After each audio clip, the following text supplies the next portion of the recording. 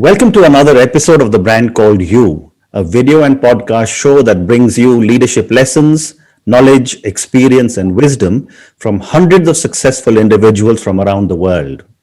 Today, it is my privilege to welcome a former Army officer turned entrepreneur, Rohit Kapoor. Rohit, welcome to the show. Thank you, Ashutosh. It's an honor and a privilege to be on your show. Thank you.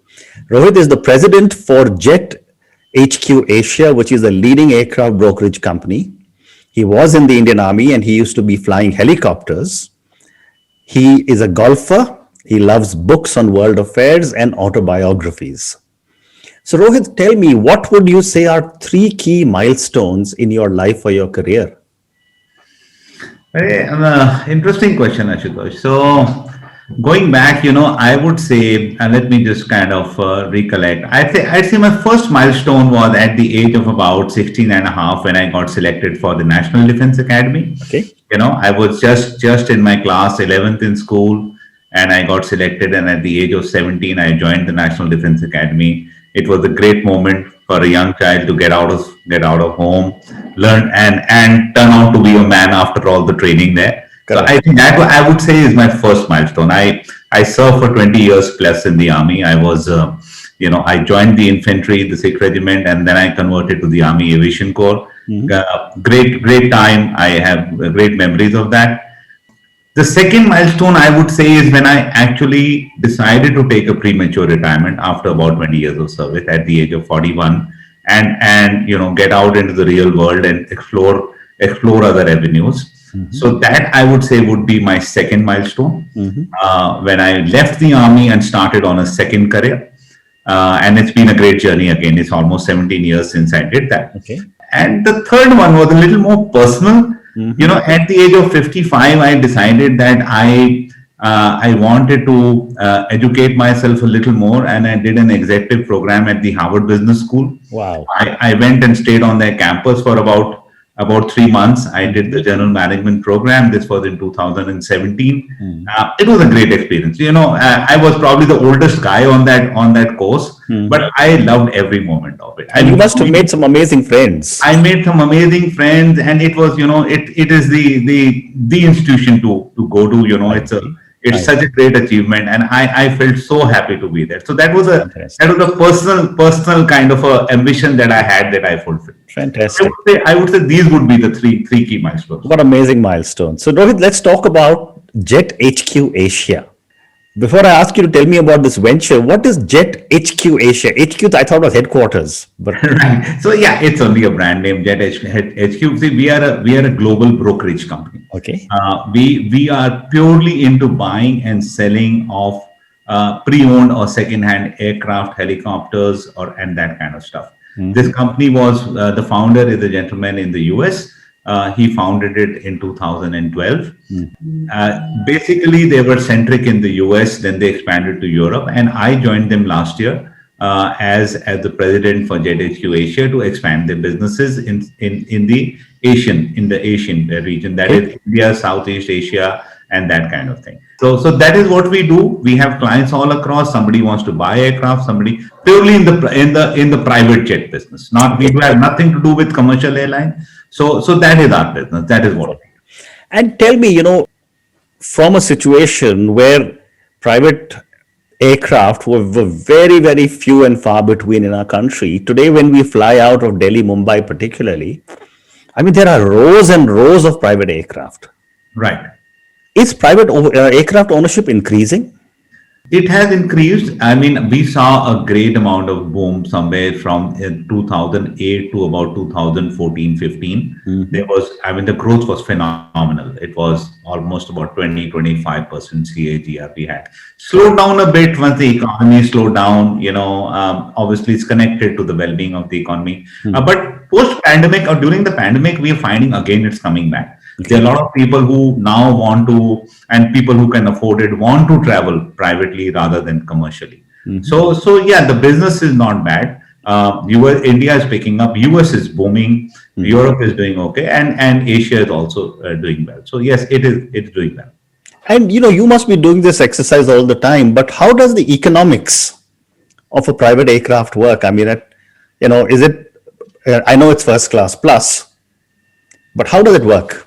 So, when I say economics for private aircraft, and when I sit down with my clients who are looking at buying aircraft, the economics is not purely in the money. Correct. The economics is in the convenience and the time. Hmm. I always make one statement, say, what is it that Mr. Tata or Mr. Ambani, what is it that money can't buy for them? And the only thing money can't buy for them is time. Correct.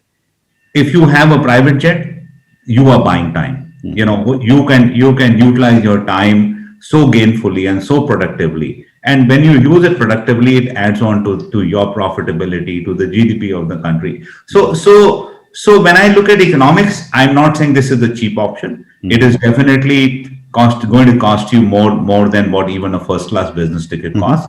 But what you will save in terms of flexibility and utilization of time, that is the dimension you have to see this whole thing. Okay. And I have several friends who have got together, 4 people, 5 people, 6 people, and then they've acquired an aircraft. So what is the economics, or what is the logic of owning an aircraft versus leasing an aircraft? So people who have utilization of anything which is more than 200 hours a year, who has that kind of a frequent use, somebody who needs to use it 15, 20 hours a month, we always advise them to buy an aircraft. Okay.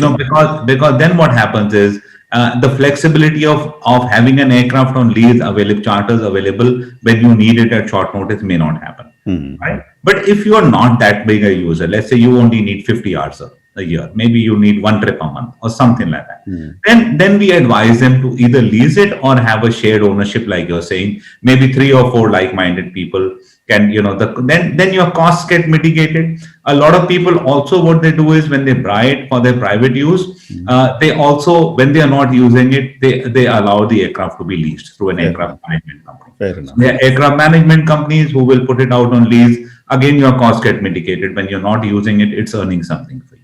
And these aircraft can fly internationally as well, or are they only domestic? So it depends. You have small aircraft which have maybe a flying time endurance of about maybe 3 hours, and then you have the large ones, the ultra supersonic large ones, which can take you Delhi to New York non-stop.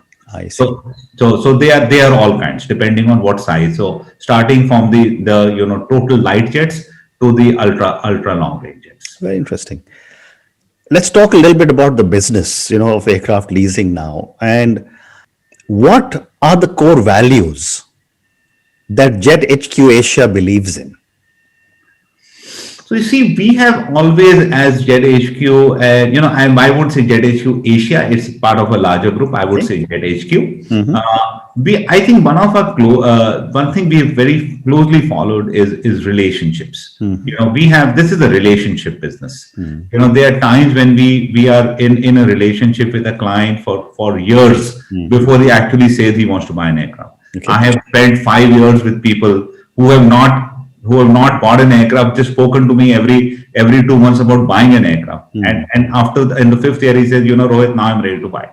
So we believe in keeping our relationships. That is one part of it. Okay. And the other part, what we have always believed is transparency helps. Correct. Upfront, we tell our client what we can do. Upfront, we tell our clients what we cannot do. Upfront, we tell them these are going to be your costs. These are the costs that you see. These are going to be your hidden costs, because the last thing we want is to sell an aircraft to somebody, and after 3 months he says, I didn't know it's going to be such an expensive thing to maintain, and I want to sell it. That's bad for business. Okay. So we are very, very transparent with our customers. And is there any particular international company that is very popular in terms of supplying private aircraft, or is it, we keep hearing of Beechcraft and, Falcons and so on and so forth. Right. So see, they are all the OEMs are popular in their own segment. They're in the light jets, you find, Textron is very popular. They have the Cessnas. When you come to the mid-size, then you have the Dassault, the Falcons are there. And when you go to the super sizes, then you have the Gulfstreams and the Bombardiers. So I think all of them have their own space. All of them have their own space. All OEMs have their own space. And again, turboprop versus jet. So turboprop versus jet again is also it's not only a cost thing; it is also a functionality thing. turboprops are capable of landing in shorter runways, right? Whereas jets are not. So if somebody has a requirement of going from Delhi to Shimla, he cannot buy a jet. He has to buy a turboprop, or some airfield in Orissa, which is the shorter runway. So turboprops are normally taken by people who have requirements to go to airfields which are restricted. Very interesting. So let's talk a little bit now, Rohit, about your transition from the defense into the private sector.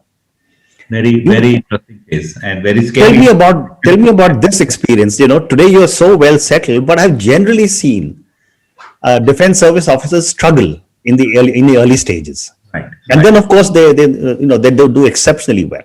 Right. So Ashutosh, I was about 41 when I took this call of moving on, right?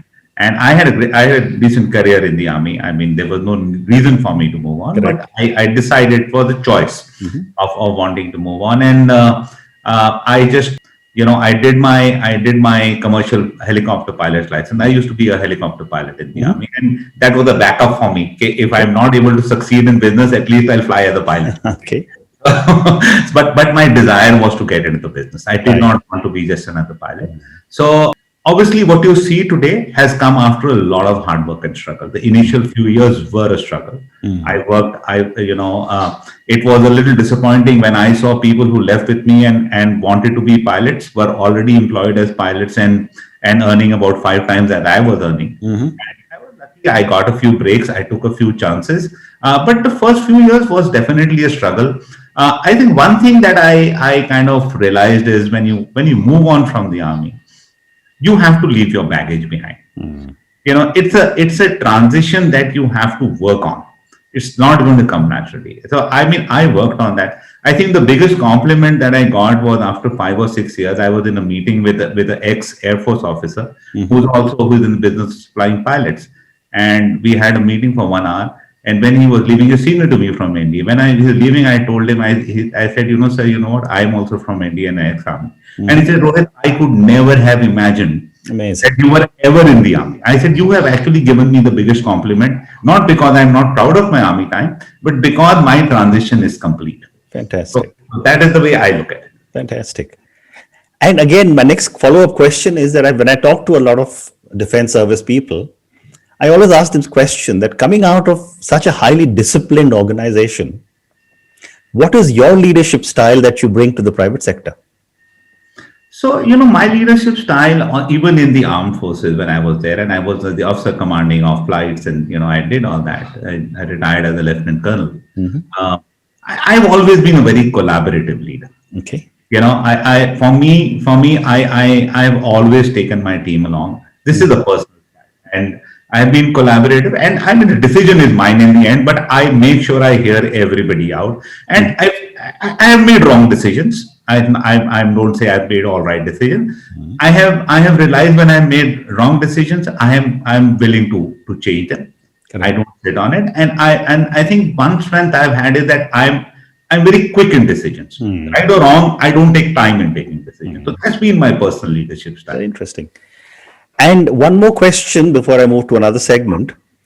When you hire people, what do you look for in them? So that's a very interesting question, and I don't think I'm a good candidate to answer this question. I have made a lot of wrong hires. Okay. I made a lot of wrong hires. I made some good hires, but for me, it's a gut. Honestly, I go by my gut. I'm a very gut kind of a person. So I see sincerity. I see desire to excel in the job. I see the cultural fit, how he or she would fit into the organization, and then I go with my gut. I've been wrong. I've been right. It's okay. Okay. So, you also mentioned that you love reading books on world affairs and autobiographies. Right. Tell me, one book on world affairs and one autobiography that is your favorite. So, I have one of my favorite book on world affairs, and that I read it was very young, was The Rise and the Fall of the Third Reich. That was a book it was this thick a book, about 1,000 pages, and it traced the entire World War. Right from the rise of Hitler, and how the war ended. It's so interesting you're saying this because I read it a long time back and I'm currently Right. listening to the same book on Audible. Okay. Wow. Wow. So for me, these topics are interesting. Autobiographies, I've read a lot. I've read Churchill. I've just bought yesterday. I bought the new Promised Land of Obama. I'm going for a holiday end of the month. I'm stocking myself up. So I'm going to read that. But, I've read, I've read Nehru's Discovery of India. So I've read quite a lot of autobiographies. It's just I enjoy reading.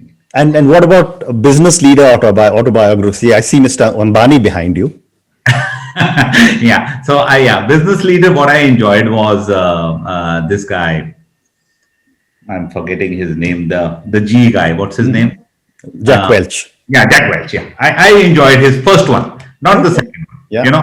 I enjoyed it. I thought that was a great book. Wonderful. So, since we are talking about books, one book that you must read Okay. is My Years with General Motors by Alfred Sloan. Okay.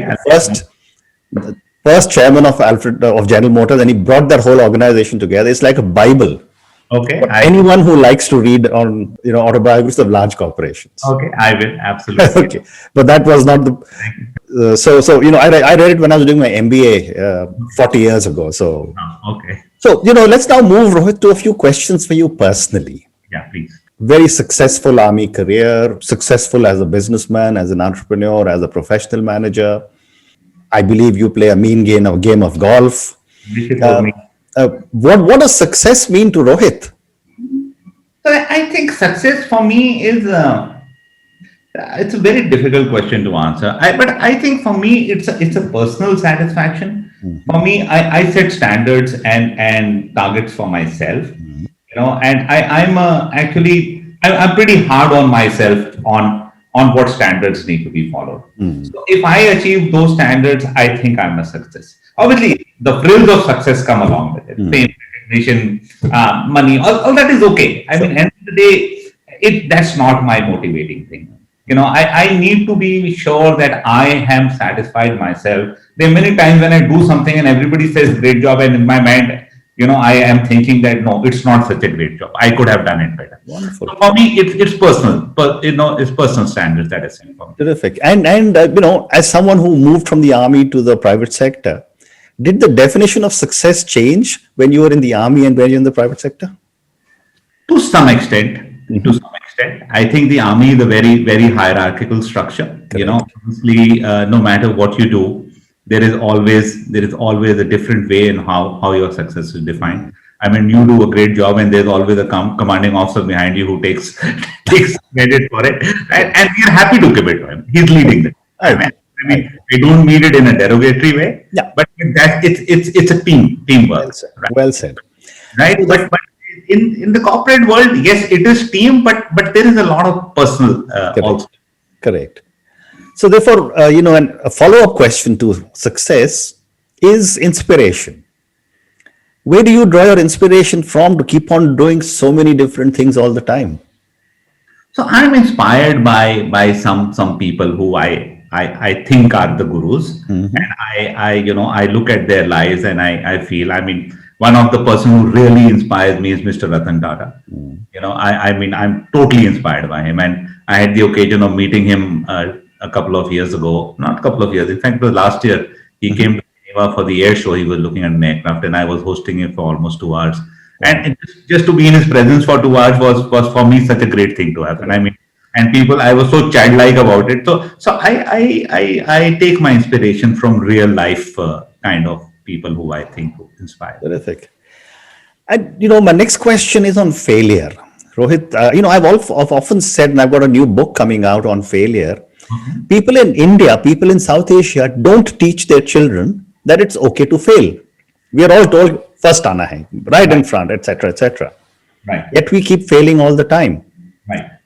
What is your biggest learning from some of your biggest mistakes or your failures? So I think obviously, I think the biggest learning from a failure is I think one thing important is to dust yourself, get up and get back on your feet is important, right? Also, I think now when I look back at some of my failures, and they have been quite a few, I think back and I think that I could have done things differently. I was pretty impulsive in my younger ages. I'm not so impulsive now. I've always stuck my neck out, for a lot of things, which maybe I will not stick out now. But that is aging, I guess, a little more maturing, little more aging. So for me, from the failure, the biggest thing I would say is you have to get up and get back on your feet. It is behind. Correct. That is one thing that has to happen. Wonderful. My next question is that if you, Rohit, were a role model for millions of children who closely followed you and your life choices, what is the one thing you would change in yourself? Be less impulsive. I'm pretty impulsive. I go with my gut often, which has failed me many times over, but I refuse to give up on it. I still have hope on that. So I think I'll be a little less impulsive. Wonderful. So I've now time for two more questions for you. My next question comes back to the pandemic, and it's affected every one of us in the world. Sure. How are you rethinking your life and your business in the new world order? So that's a very good question, and I think this is a question which affects everybody now. Correct. So for me, when the pandemic came, the one good thing that came with the pandemic is that we had spent my daughter was in the US, my son was in Dubai, both came back home, and we spent a wonderful 7-8 months together, which during adult life to spend so much time with family was a great thing to do. Correct. So work carried on as usual. I mean, I get on, but I got tested positive for COVID last month. So I'm just trying to now rearrange myself a little to see that I do a better work-life balance than I've been doing. I think that is what I'm going to strive to do as I go forward. I'm going to do a work-life balance much more. I now work from home. We don't have an office in India. So I'm also thinking maybe get out of Delhi for about a few months every year, maybe go up to the hills, go down to the sea somewhere, work from there. So I'm working on it. Wonderful. And my last question to you, you transitioned well from the army to the private sector. What would your advice be to a young officer who is planning to make a move? I'm not at all suggesting people should make a move. Sure. But what would your advice be so that the transition is easier and they land better on their feet? So that's a great question. And this is a question I've been asked by many, people who are younger to me and who serve with me. Many of them have come to me, "Sir, you have been a success. Tell us how to go about it." I always tell them a few things. First thing is leave your baggage behind. Once you're out, you're out. Today in front, I don't even put my rank in my name. Correct. If you see my business card, I do not put my rank. It's a thing of the past. I'm very proud of it, but it's a thing of the past. I have to position myself the way I am today, right? And it's on my capability today. So one is leave your baggage behind. Secondly, I always say that moving on from military life to a corporate world has to be a choice, not a fallback option. It's not that I didn't make it from colonel to brigadier, so now therefore I want to leave. Correct. Right? This has to be planned out. This must be a desire. It's not a fallback. Okay, if I become a brigadier, I will continue. If I miss my board, I will leave. It becomes a fallback option. You're never driven to succeed then. Correct. So that is my second thing. And the third thing I tell them that if you have made up your mind to have a second career, decide early. I left at 41. It was easier for me to move on, adjust, drop my baggage. Same person who's leaving at the age of 55 or 54 gets more difficult. You get more regimented, you get more used to a way of life. It then becomes an older age. So these are the three things I tell them. Terrific. What a great set of answers for young officers thinking. Rohit, thank you so much. It's been such a pleasure speaking to you. I wish you lots of success. And I wish many, many more people start to buy or lease aircraft from you. Thank you so much. Pleasure speaking to you. Absolute pleasure. Thank you. Thank you.